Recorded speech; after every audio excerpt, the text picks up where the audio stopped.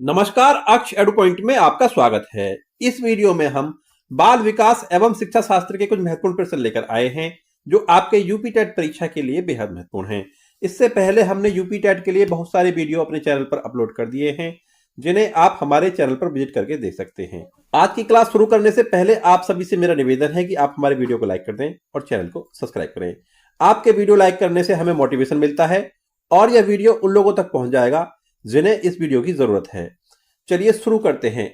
देखिए, ये जो प्रश्न आज मैं लेकर आया हूं वो आज आपके चैप्टर स्मृति एवं विस्मरण है। ठीक है, इससे लिए गए हैं सारे प्रश्न। बहुत ही छोटा सा चैप्टर है और बहुत ही इंपॉर्टेंट है। आप देखेंगे कि जो सारे प्रश्न है वो कभी ना कभी पूछे गए हैं, बेहद इंपॉर्टेंट प्रश्न है और कभी कभी तो एक ही पेपर में 3-3 क्वेश्चन इस चैप्टर से आए हैं। चलिए शुरू करते हैं। आज की क्लास का पहला प्रश्न है, निम्नलिखित में से कौन सा कारक स्मृति से संबंधित नहीं है? ऑप्शन आप देख लीजिए इसमें, पहचान, धारण, पुनर्स्मरण यानी कि पुनर्याद करना और अनुभूति। तो देखिए, इसमें पहचान आप जानते हैं आइडेंटिफिकेशन, धारण का मतलब है फीलिंग और पुनर्स्मरण होता है दोबारा से याद करना। अनुभूति का मतलब होता है किसी अनुभव को याद करना या याद रखना। तो देखिए, स्मृति से संबंधित जो है वो फीलिंग नहीं होती है, तो धारण वाला ऑप्शन इसमें सही होगा। जो ऑप्शन बी है वो सही होगा। धारण का जो है स्मृति से कोई संबंध नहीं होता है।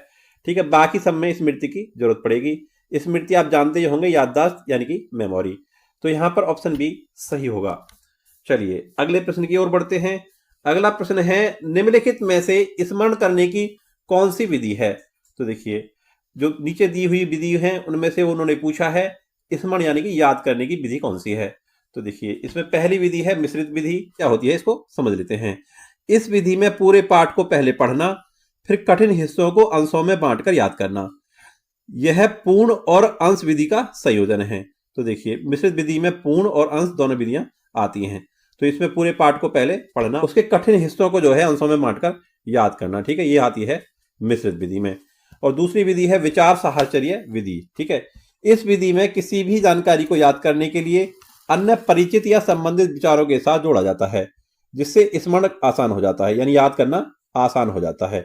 जैसे उदाहरण के लिए आप विबग्योर को याद करके इंद्रधनुष के रंगों को याद कर लेते हैं। ठीक है, जो विबग्योर है उसकी सहायता से इंद्रधनुष के रंगों को याद कर लेते हैं। यानी कि जो आपको जानकारी जो होती है पहले से, उस जानकारी को आप नई जानकारी जो सीखना चाहते हैं उसके साथ जोड़ देते हैं। इसे कहते हैं विचार साहचर्य विधि।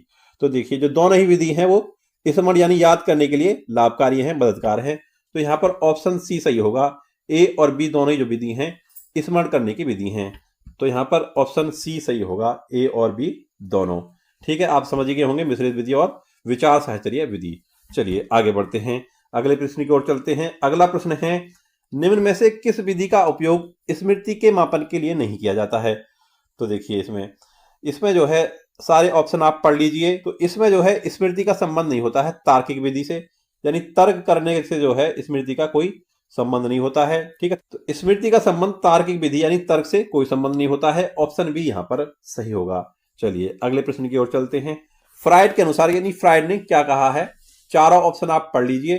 ठीक है, इसमें ऑप्शन थोड़े से बड़े हैं तो इसलिए मैं आपको सही ऑप्शन बताऊंगा। आप ऑप्शन को पढ़ लीजिए और अगर आपको समय कम लग रहा है तो आप वीडियो को पॉज कर लीजिए। ठीक है, वीडियो को पॉज करके भी आप ऑप्शन को पढ़ सकते हैं। तो इसमें जो सही ऑप्शन होगा वो होगा ऑप्शन सी। विस्मरण वह प्रवृत्ति है जिसके द्वारा दुखद अनुभवों को स्मृति से अलग कर दिया जाता है, यह कहा है फ्राइड ने। ठीक है, विस्मरण क्या होता है? भूल जाना, याद ना आना। ठीक है, तो ये क्या होती है? वह प्रवृत्ति है जिसके द्वारा जो अनुभव आपके सही नहीं है, जो आपको अच्छे नहीं लगते हैं, पुराने अनुभव जिन्हें आप याद नहीं करना चाहते हैं, तो उन्हें क्या है, अलग कर दिया जाता है। ठीक है, स्मृति से। तो यह कहा है फ्राइड ने। ऑप्शन सी यहां पर सही होगा। चलिए अगले प्रश्न की ओर चलते हैं। अगला प्रश्न है, आजकल बच्चों की गलत धारणाओं को वैकल्पिक धारणाएं कहने की प्रवृत्ति है, इसे क्या कहा जाता है? तो देखिए, जो बच्चों की गलत धारणाएं हैं उनको गलत नहीं कहा जाता। ठीक है, गलत कहने के बजाय क्या कहते हैं उनको यह कह दिया जाता है कि बच्चों की जो अपनी सोच अलग होती है, जो बड़ों लोगों से थोड़ी भिन्न होती है। बच्चों की गलत धारणाओं को गलत कहने के बजाय ये कह देते हैं कि बच्चों की अपनी अलग सोच होती है। ठीक है, जो बड़े लोगों से मैच नहीं करती है, बड़े लोगों से भिन्न होती है। अब इसमें ऑप्शन बी सही होगा। पहचानना कि बच्चे सोच सकते हैं और उनकी सोच प्रणों से भिन्न होती। इसमें ऑप्शन बी सही होगा। चलिए अगले प्रश्न की ओर बढ़ते हैं। अगला प्रश्न है, निम्नलिखित मापन के स्तरों में सबसे अच्छा कौन है? तो देखिए इसमें नामिक, अनुपात, क्रमिक और अंतराल। तो सबसे अच्छा जो स्तर है वो अनुपात है। ऑप्शन बी यहां पर ठीक होगा। चलिए अगले प्रश्न की ओर चलते हैं। अगला प्रश्न है, सीखी हुई बात को स्मरण रखने या पुनः स्मरण करने की असफलता कहलाती है। तो देखिए बात को भूल जाना या दोबारा से याद न करना कहते हैं विस्मृति। ऑप्शन बी यहां पर सही होगा। आप देख रहे होंगे कि प्रत्येक प्रश्न है वो किसी न किसी परीक्षा में आया है। ठीक है, यूपी टेट में भी बहुत सारे प्रश्न इसमें से आते हैं और आए हैं और आते रहेंगे आगे भी। ठीक है, तो आप बहुत ही ध्यान से इस चैप्टर को पढ़िए और इसमें बहुत ज्यादा प्रश्न नहीं है, बहुत थोड़े से प्रश्न हैं। ठीक है, आप अच्छी तरह से इनको याद कर लीजिए। इनमें से एक प्रश्न जरूर हर बार यूपी टेट परीक्षा में आया है, आता रहता है। ठीक है, यूपी टेट के अलावा भी अन्य परीक्षाओं में ये आते रहते हैं। तो देखिए जो सीखी हुई बात याद ना आना उसको कहते हैं विस्मृति। ऑप्शन बी यहां पर ठीक होगा। चलिए आगे बढ़ते हैं। सीखी गई बात को धारण करने और पुनः स्मरण करने में असफल होना। बिल्कुल जैसा प्रश्न अभी निकला है उसी जैसा प्रश्न है। पहला वाला प्रश्न जो है अलग परीक्षा में आया था, ये आया है यूपी टेट 2011 में जूनियर लेवल वाले में। तो देखिए सीखी हुई बात को याद न करना दोबारा से या असफल हो जाना, उसे कहते हैं विस्मरण। ठीक है, इसमें ऑप्शन ए सही होगा। चलिए आगे बढ़ते हैं। अगला प्रश्न है, दिए गए वाक्यों को पूरा करने के लिए निम्नलिखित में से कौन सा युग्म सर्वाधिक उचित विकल्प होगा? जब बच्चे उन गतिविधियों में शामिल होते हैं जो खाली स्थान होती हैं तब वे जल्दी करते हैं। तो देखिए इसमें जो सही ऑप्शन है वो मैं आपको बता देता हूं। इसमें ऑप्शन डी सही होगा। अब इसे खाली स्थान में आप रख के देख लीजिए। इस युग में मतलब दो शब्द दिए हुए हैं, इन दोनों शब्दों को इन खाली जगहों में रख के देख लीजिए, ये सबसे ज्यादा सही होंगे। जैसे जो वास्तविक जीवन में उपयोगी होती हैं वे जल्दी सीखा करते हैं। ठीक है, बच्चे उन बातों को जल्दी सीख जाते हैं जो वास्तविक जीवन में उपयोगी होती हैं, यह कहने का मतलब है इसका। तो यहां पर ऑप्शन डी सही होगा। इसमें जो है खाली स्थान में ये दोनों शब्द आएंगे। चलिए अगले प्रश्न की ओर चलते हैं। अगला प्रश्न है, निम्न में से कौन सा विस्मृति का कारण नहीं है? विस्मृति मतलब भूलने का कारण। ठीक है, इनमें से जो नहीं है, तो सीखने में कमी यह है, स्मरण करने की इच्छा, मानसिक द्वंद्व और सीखने की दोषपूर्ण विधियां। तो इसमें ऑप्शन बी आप देख लीजिए, स्मरण करने की अगर इच्छा होगी तो विस्मृति नहीं होगी। तो विस्मृति का कारण जो है स्मरण करने की इच्छा नहीं है, यानी अगर आप किसी चीज को याद करना चाहते हैं तो आप उसे भूलेंगे नहीं।